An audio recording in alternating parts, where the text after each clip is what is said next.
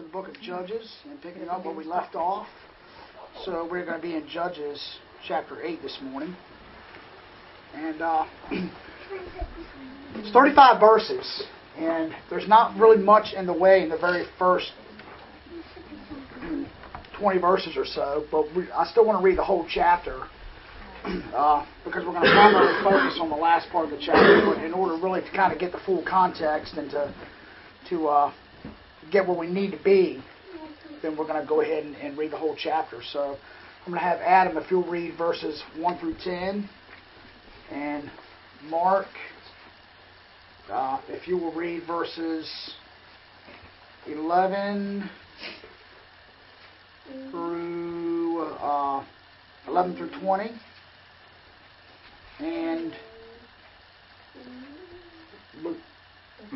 Nathaniel. Why do I want to call you Luke? I cannot keep these guys straight when I try. I keep calling him Matthew. I finally got his right. I want to call you Luke. I don't know why. Nathaniel, please take. Let's see. You're leaving off at 20, right, Mark? Yes, sir. Okay. And Nathaniel, if you'll take verses 21 to 29, and then Ben, if you'll take to the end of the chapter, which would be 30 to 35. Okay. Now the men of Ephraim said to him, "Why have you done this to us by not calling us when you went to fight with the Midianites?" And they reprimanded him sharply. So he said to them, "What have I done now in comparison with you? Is not the gleaning of the grapes of Ephraim better than the vintage of Abiezer? God has delivered into your hands the princes of Midian, Oreb and Zeb, and what I was able to do in comparison with you." Then their anger toward him subsided when he had said that. When Gideon came to the Jordan, he and the 300 men who were with him crossed over, exhausted, but still in pursuit.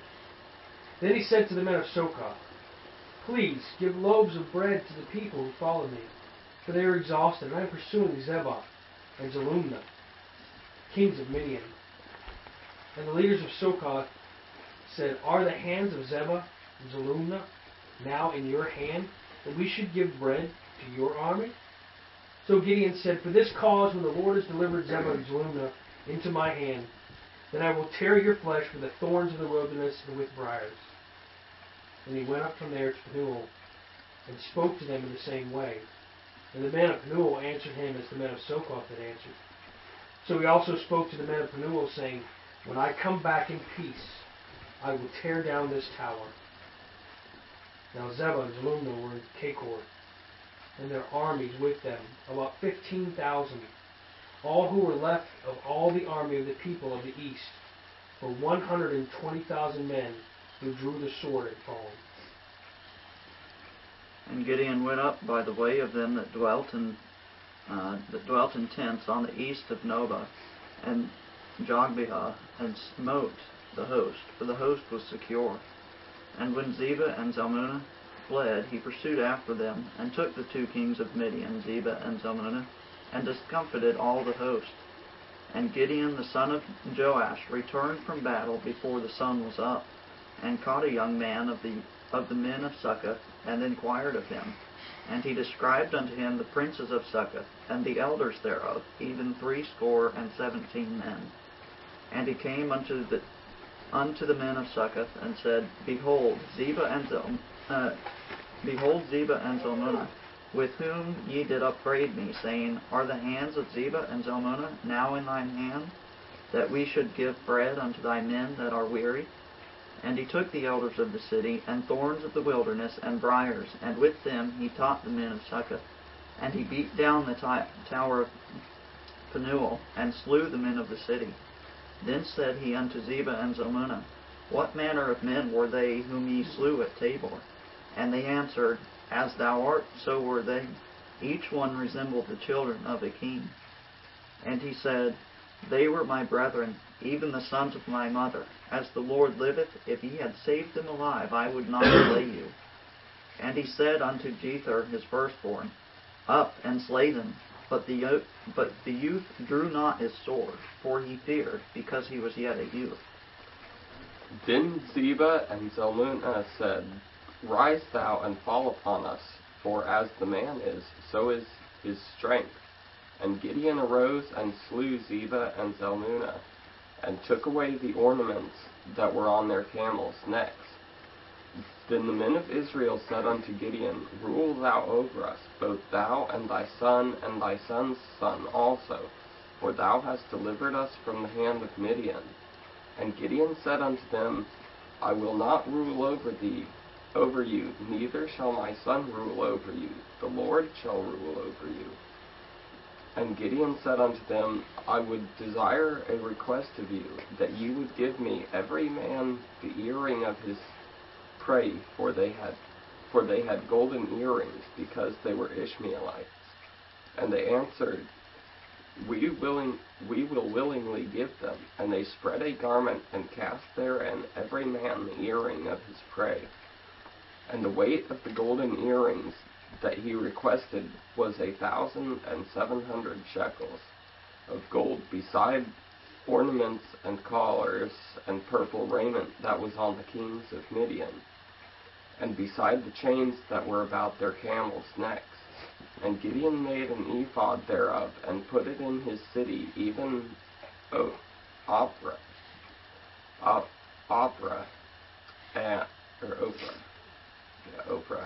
and all Israel went thither a whoring after it, which thing became a snare unto Gideon and to his house. Thus was Midian subdued before the children of Israel, so that they lifted up their heads no more, and the country was in quietness for 40 years in the days of Gideon. And Jerubbaal, the son of Joash, went and dwelt in his house. And Gideon had 70 sons of his body begotten, for he had many wives. And his concubine that was in Shechem, she also bore him a son, whose name is called Abimelech. And Gideon the son of Joash died in a good old age, and was buried in the sepulchre of Joash his father in Ephraim of the Absarai. And it came to pass, as soon as Gideon was dead, that the children of Israel turned again, and went warring after Balaam, and made Baal their god.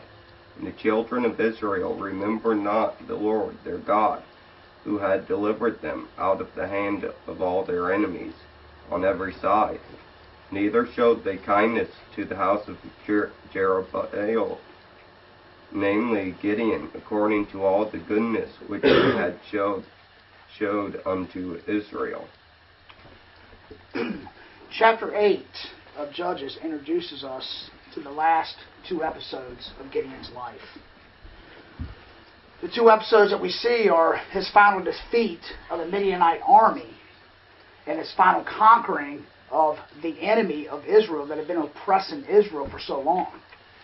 But we also see the episode of Gideon's spiritual decay.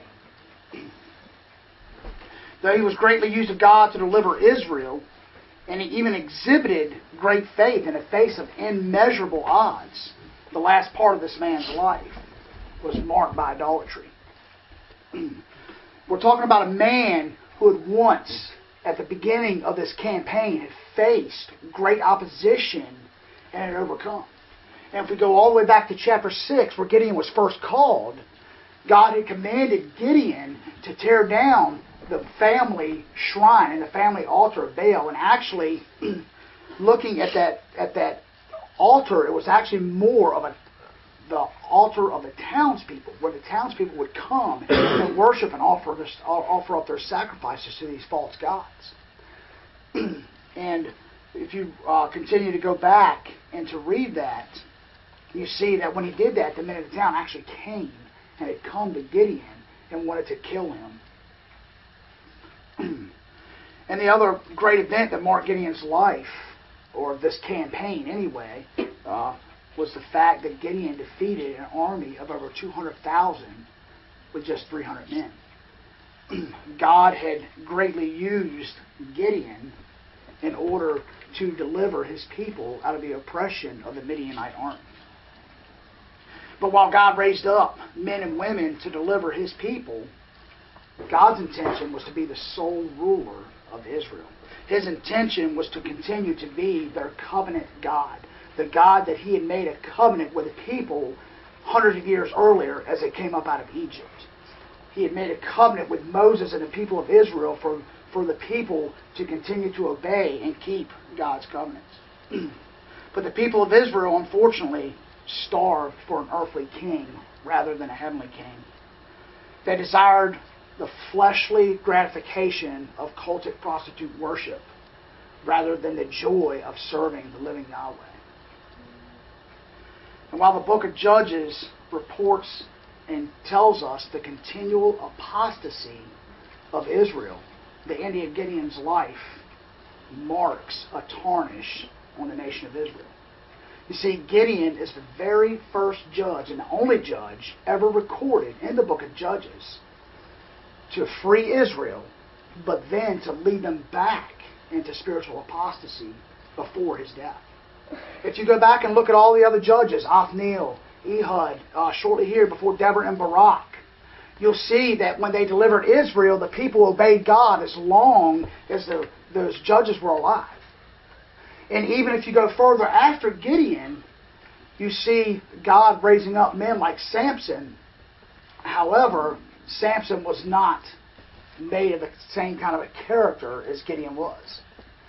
And so here Gideon is the only judge that we have that while his life was still in existence, the people began to spiritually decay and spiritually abandon God again. We're going to look at that very shortly. But first I want us to take a brief walk through chapter 8, what we've read, before we get to the text. The bulk of our text is going to be verses 22, or the focus on the sermon is going to be on verses 22 to the end of the chapter. But I think we just kind of need to walk through chapter 8 very quickly to kind of get an idea of what's going on. So the opening of the chapter is a continuation of the battle between Gideon's 300 and the men and the Midianites. And we see in verses 22 and 23 of chapter 7 that Gideon and his band had continued to pursue the men that were left from the army. And if you remember what had happened, Gideon came in with his 300 men in the Midianite camp in the middle of the night. And he had blown his trumpets and smashed his jars with the lamps, and God had caused a great confusion among the Midianite soldiers, and they began to slaughter each other. And we find out actually in this chapter here, the number of dead reached about 120,000 people. And so while Gideon and his men had slain quite a number of men, the text also tells us back in chapter 7 that most of the men that had been killed by their own people and the confusion that God had caused. Now, the enemy begins to flee those who are left over. And at this point, it kind of helps us to give a picture of the landscape. And if you remember, in chapter 6 and 7, Gideon was camped on one side. Gideon and his army were camped on one side of the valley, and the Midianites were camped on the other side. And in the middle of the night, Gideon, of course, sneaks in and begins to declare war on them, while those who are left begin to flee the valley towards the opposite way. And they run up into the hill country of Ephraim. Now, it's at this point that Gideon, in chapter 7, verse 25, calls on Ephraim to help him secure two of the princes, Oreb and Zeb, who are Midianite leaders. Ephraim answers, and in verses 1 through 3, we see that they've killed these princes, they've basically decapitated them, and they've brought the heads of these Midianite princes to Gideon. But it seems like they're kind of upset that Gideon did not call them earlier. Now, the author of Judges does not tell us why they were upset.